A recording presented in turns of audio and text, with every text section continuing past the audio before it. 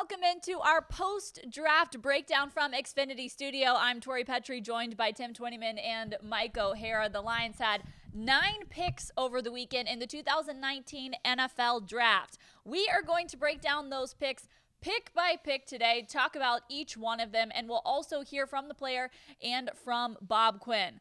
First off, we're going to start with the Lions' first-round pick, tight end T.J. Hockenson. Here's what he said when he came to Allen Park and what Bob Quinn thought of him as well. I'm just excited for this opportunity. This organization is such a great organization, and there's great people that are running it. So just to be able to have this opportunity to, be able to use all my skill sets and to be able to, learn from the best really means a ton, and, I'm looking forward to it. Felt really, really good about that pick. He's a guy we, targeted early in the process. Really great player, 3-down to 4-down player. That's going to be a big part of our offense going forward. Really checked every box that we had in terms of the evaluation process. All right, good to hear it straight from those guys. Gentlemen, let me ask you now, what did you think of the Lions picking T.J. Hockenson in the first round? Well, I thought, it wasn't the guy I had, but he was one of the three or four I had targeted for that pick. I think it's an absolute bulletproof pick, unless something happens to the kid that we don't know about. But you talk about checking all the boxes and then some. In fact, I even liked his presentation when he came here to Allen Park. His entourage was his mother, Terry, his father, Todd, just folks from a small town in Iowa. I liked the whole thing. What is Bob Quinn's philosophy when it comes to drafting?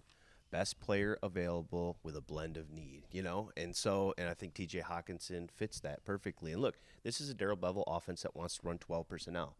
That's 2 tight end sets. You can't run 2 tight end sets without 2 really good tight ends. And they think they got one in Jesse James, a guy who's proven. Now they think they've gotten one in T.J. Hockenson, the best tight end available in this draft. And look, to run that system effectively, you've got to be able to be good in the pass game. You've got to be able to block the run. Both those guys can. Now they can run what Darrell Bevell wants to run. I think, guys, I think there's a hidden thing here that we don't talk an awful lot about. But if you have a tight end who can block and catch passes and run routes both, then when you get into like 3rd and 3 or 3rd and 2, you don't have to substitute. And so the defense, whatever they have, they've got to leave out there. If you don't sub, they can't do it. And I think it gives you an advantage in creating matchups. I think that's a good point by you, too, because this is a sub-package league.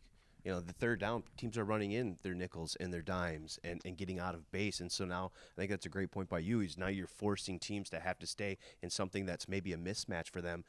Now you're the team that's creating the mismatch. That's what you want to do on offense. Let's get that great point by me on tape, okay, for future use. I like it. Well, if you want to hear more about our thoughts on T.J. Hockenson, go back and watch our show from day 2 of the draft. We broke down a lot from day 1 as we previewed day 2, but now we will get into breaking down those day 2 picks, starting off with linebacker Jahlani Tavai. He says he's looking forward to living up to expectations people have of him, and Bob Quinn's pretty high on him as well. I want fans to know that I'm going to play every down that I can. I'm going to hustle to the ball and just show that I'm giving 110% effort every play. So that's the main thing that I want to show is just that I'm going to be that guy that they're looking for. Versatility, body type. We like thick-built linebackers. Really thick guys that can kind of take on blocks, but then when they play on the edge, they have enough playing strength and enough arm length to set the edge, like, where Kennard plays. You can go out there and, like, against a good tight end, hold the edge of the defense, which is crucially important, and then you see him play off the ball. You play him like J.D. or Christian, and, that's the versatility. All right, let's break down this pick. Gentlemen, this was probably one that surprised a lot of people. What did you make of the Lions taking a linebacker here? Well, I'll go on this because in that series, the pre-draft series, you pick 8 players at the position and 1 to watch, and Jahlani was my 1 to watch at linebacker.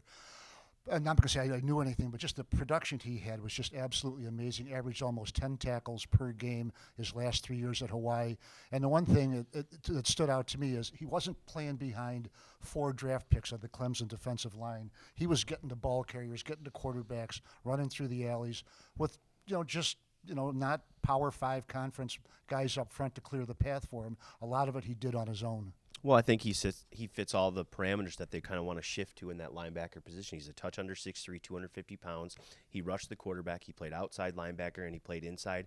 And he was a tackle machine, 128, 124, I think 82 in 8 games last year. And so he fits the mold. And, some people say, oh, they reached for him. They could have got him later. Well, those guys down the hall know a little bit more about kind of where guys have gone, who's interested, where they made draft visits. And Bob Quinn said after the draft, they kind of have this book together on every team and every position. And that was a spot where, they thought the Patriots could be interested. He took some visits to some other teams that were going to be drafting and thought, it's a guy that they wanted. There's not many guys at the linebacker position that fit that kind of physical mold that they want. And so instead of losing out on that guy by waiting, they went and got a player they liked, a player they think can come in right away, do a lot of different things, and fits their scheme. It fits. And great point by you there, Tim, is when you talked about social media, where guys go to visit, they keep a log on social media, wherever they can, of what players visit what teams, so they sort of have an idea of what teams might show an interest in players. Yeah, I think that's the key thing with Jahlani Tavai is how they were looking out for what other teams were interested in, knowing that there are so few guys that fit that mold of that big linebacker. When I sat down with Bob Quinn, he said about 250 pounds is what they look for when they want a big linebacker, and there aren't a lot of guys that fit that because the college game is shifting to quicker and faster linebackers, but not so much in this defense. They still want those big guys who can come up and hit. Well, I think Mike. Ahead, Well, I think with Giovanni, I think one of the things that you look at the role Devon Kennard plays. I think he can go over there and do that. He showed he could do that in college. He can play the Mike spot. He can play outside. So I think in him you've got a guy that can blitz, that can play the Mike, that can do a lot of different things. Well, that fits what this team wants to do on defense. And one other thing too, if you can tell me when they're going to run a 4-3, when they're going to run a 3-4, you're a better man than I am, because it's multiple to the extreme. Another thing I like about this kid, he's got great hair. I am so jealous. He certainly does. All right, well, for time's sake, let's move on to the Lions' third-round pick, safety Will Harris. Bob Quinn talked like seeing him at the Senior Bowl was pretty important, as well as his leadership skills. Yeah, I made a pretty good trade, I thought, to move up a couple of spots to secure Will Harris from BC. 3-year starter, team captain, versatile guy, playing strength, speed. Senior Bowl was he's probably one of the better players at the Senior Bowl, I'd say, overall, in terms of practice setting, game setting. Had a really good week down there. Well, that's what Bob Quinn had to say. Gentlemen, where do you feel like Harris fits in this other crop of safeties that the Lions already have? Speed, size, hits. Right, those three things right there: speed, size, and hits. Well, I think he's an interesting chess piece. And again, like we talked about with Jahlani being able to move around, do different spots. This is a defense that plays a number of safeties and a lot of different packages. And so now you've got Quandre Diggs. Now you've got Harris. Now you've got Tracy Walker. Now you've got Tavon Wilson. You've got a collection of guys with a lot of different skill sets, and now that just opens up the opportunities to play different safety packages. And so it'll be interesting to see kind of what his role is early. Probably special teams. He was, with that speed, size, he can jump in, play all special teams, teams right away, and then fit into defense, kind of like what Tracy Walker did last year. He was a guy, terrific size, length, predominantly on special teams, started to get in on defense, earn more and more and more and more of a role, and I could see a similar thing happening with Harris. And in certain situations, I think they can bring now Quandre Diggs down into the box on third down if that's what they want to do. It's versatility all over the defense. Yeah, I mean, Quandre can play the nickel. He's got experience doing that. Now you Correct. can move Justin Coleman outside. Now you can put 3 safeties in. I mean, you can do a lot of different things. Maybe even Harris can play the slot. A 4-3 guy with size that can cover tight ends. I just think guys like that give them a lot of different options on defense, and for a defense that is multiple options are terrific. Moving on to the 4th round, the Lions took defensive end Austin Bryant out of Clemson. He's looking forward to coming here to Detroit, and Bob Quinn is looking forward to it as well. Man, I can't wait to get there, see the city, meet everybody in the facility, and just bring a great attitude, a great working man mentality, to the program, and fulfill the role that the coaches see me. Good evaluation on him. I think when you go back and watch him against the best competition they've played the last couple of years, he's really kind of stepped up his game, and I think he really showed a lot of toughness playing through the injury. I think he injured it in November and played through a couple games, and they had a little break before the playoffs started, and he played the last 2 games. So showed a lot of toughness there. tough to stand out along that Clemson defensive line, guys. What do you think of Bryant? I'd like to know how he got 8.5 sacks with all those other guys up there. It's sort of like running all 4 legs of the relay, but on the 400 meters relay. Look, I like his production. I also like what he said about playing with a torn pectoral. He heard it against Louisville. I think it was November 3rd, something like that, and played 7 or 8 games with. He says, "Look, I wanted to finish the season with my teammates. Wanted to compete." Look, you see guys shut it down, don't play in the bowl games. Now, it's different playing for the national championship, but guys shut it down early if they're hurt, save themselves for the draft. This kid wanted to be with his guys. Hats off to him. How do you get 8.5 sacks playing along that defensive line? How do you get 8.5 sacks playing with a torn pectoral that was torn away from the bone? He said too. I mean, he said I'm in pain hearing about. He was in terrible pain, but just kind of played through it. And look, that's a tough guy. A guy that'll play through injury, big, physical, a guy that can produce. And so, again, when you're talking about, late day 2 and day 3 picks, you're talking about guys that fit a physical parameter. You'd like them to have production. You'd like them to be scheme fits. He's it.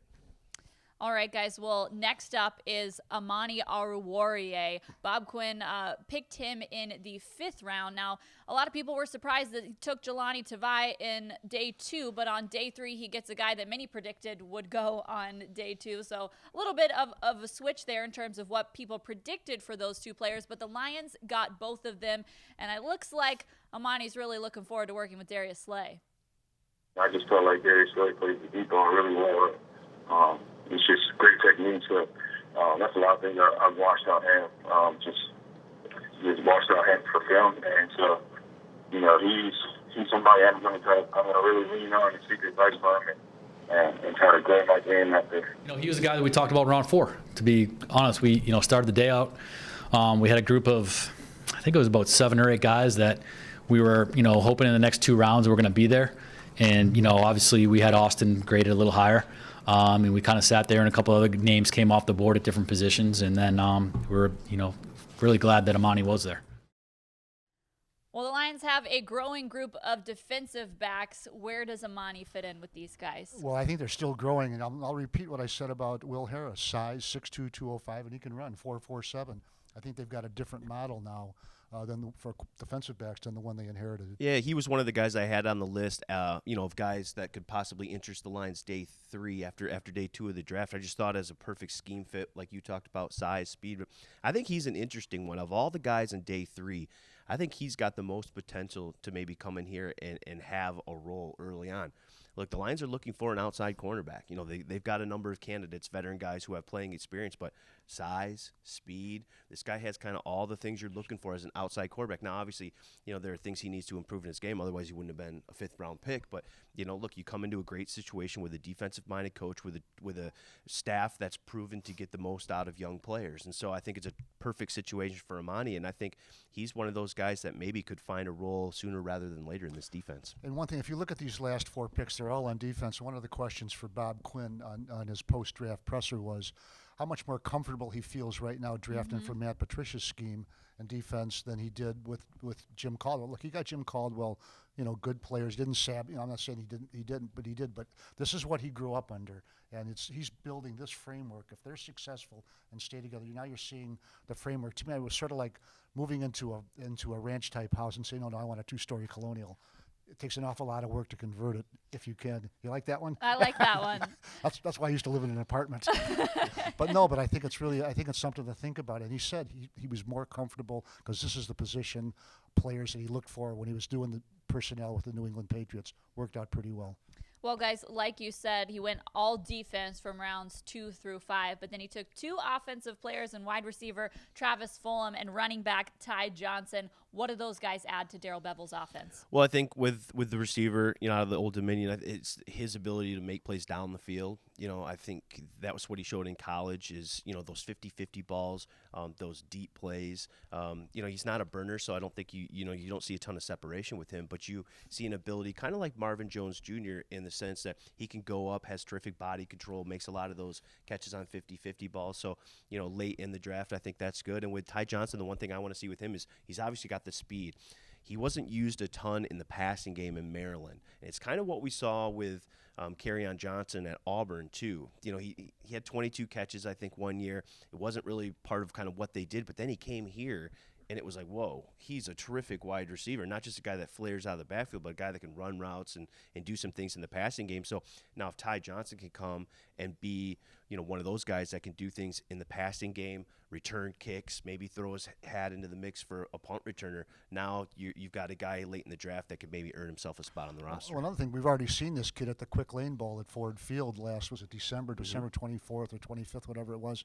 And everybody you talk to, like the media guys who covered that game, like Frank Beckman and Ken Brown from WGR, absolute fly. I mean, it was really striking.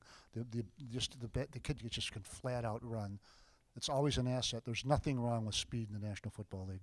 Well, then you get down to tight end Isaac Nauta and defensive tackle P.J. Johnson. I thought it was really interesting what Bob Quinn said about sticking to the board on day 3. Once you get into the third day of the draft, you're never going to reach for guys. You really have to follow the board.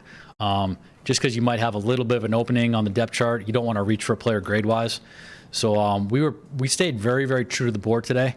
That's kind of how it fell to us. Just, people were asking, all right, well, why the other tight end in the 7th round? Well, he was the highest graded guy, like by far.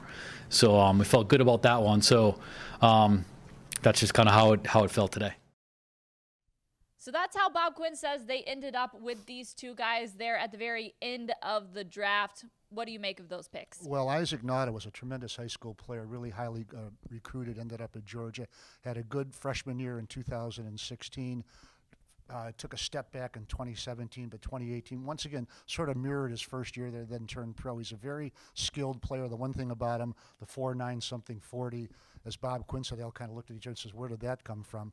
But they look at his play tape, and he plays faster than his speed. Now, look, we say that about a lot of guys, but the one thing, and I watched some video of him this morning, he can catch the ball in tight quarters, and he can get open. So, look, he's a prospect. He's a 7th-round draft pick for a reason, but I'd say a good prospect. Yeah, my take is just that, you can really tell they wanted a clean slate at that tight end, room.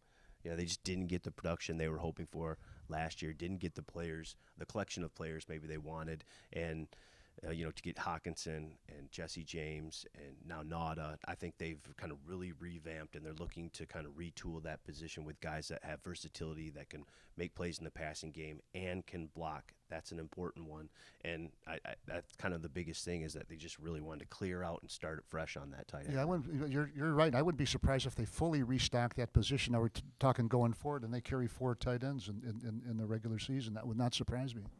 All right, gentlemen, overall impressions of the 2019 draft class. What did you think? Was it a successful draft for Bob Just Quinn? one last thing about P.J. Johnson, the defensive tackle from Arizona. 334 pounds, 5.07 40. When he gets rolling, he's rolling. Look out, okay? I thought it was a good, solid draft class. I like the tight end. It was the weakest position on the team last year by far, and they filled it with the best player at the position with their first pick. It started good. It ended good. They added size, speed, and versatility, guys that can play a bunch of different positions. And I think that's what they wanted heading into this draft, especially at the tight end position, linebacker. They wanted to get guys there. They did. And then all around, like I said, they just added speed, size, and guys that fit, and really good character guys that want, to play football, where football's first for them. And I think that's important to those guys down the hall, because it certainly is to them, and they want those guys, to come in and when you're changing a culture and you're trying to, have guys that buy in, having guys that it's football first, I think was important to those guys down the hall as well. All right, gentlemen. Well, that is our wrap-up of the 2019 draft. So many players to talk about. We're excited to seeing them get to work here in Allen Park. Thanks so much for watching. From Xfinity Studio, I'm Tori Petry.